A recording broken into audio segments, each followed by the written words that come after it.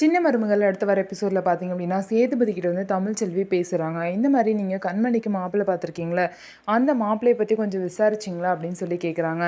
எங்கள் சித்தி பார்த்த மாப்பிள்ளை நல்ல மாப்பிள்ளையாக தான் இருப்பாங்க, எதுக்கு அதான் விசாரிக்கணும், எதுக்கு நீ இதெல்லாம் கேட்குற, கல்யாணத்தில் ஏதாவது பிரச்சனையை கிளப்பி விடலான்னு பார்க்குறியா, அன்றைக்கி அப்படி தான் வந்து கண்மணி மனசில் யாராவது இருப்பாங்க அப்படின்னு சொல்கிற, இன்றைக்கி என்னன்னா இப்படி பேசுகிற அப்படின்னு சொல்லிட்டு சேதுபதி வந்து தமிழ்ச்செல்வி வந்து திட்டுவாங்க. தமிழ்ச்செல்வி இல்லை, எங்கள் அப்பா வந்து எங்கள் அம்மா பார்க்க போயிருக்காங்க, அங்கே வந்து எங்கள் அப்பா சொன்ன விஷயம் அதை தான் நான் உங்கள்கிட்ட சொல்லணும்னு நினச்சேன் அப்படின்னு சொல்லிட்டு தமிழ்ச்செல்வி சொல்லுவாங்க.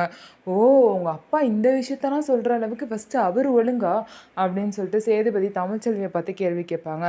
அதெல்லாம் எனக்கு தெரியாது, ஏதோ சொல்லணும்னு தோணுச்சு சொல்லிட்டேன் அவ்வளோதான் அப்படின்னு சொல்லிட்டு தமிழ்ச்செல்வி அங்கேருந்து போயிடுவாங்க.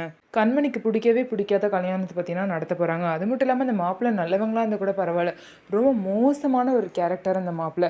பொண்ணுங்களை வச்சு கேம் ப்ளே பண்ணுற ஒரு கேரக்டர். அப்படி இருக்கும்போது அந்த மோசமான கேரக்டரை யாருமே வந்து கண்டுபிடிக்காமல் இருக்காங்க.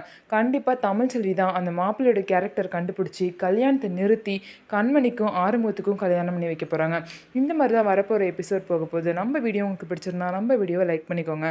அதுக்கப்புறம் மறக்காமல் நம்மளோட சேனலை சப்ஸ்கிரைப் அண்ட் ஹைப் பண்ணிவிட்டு பாருங்கள்.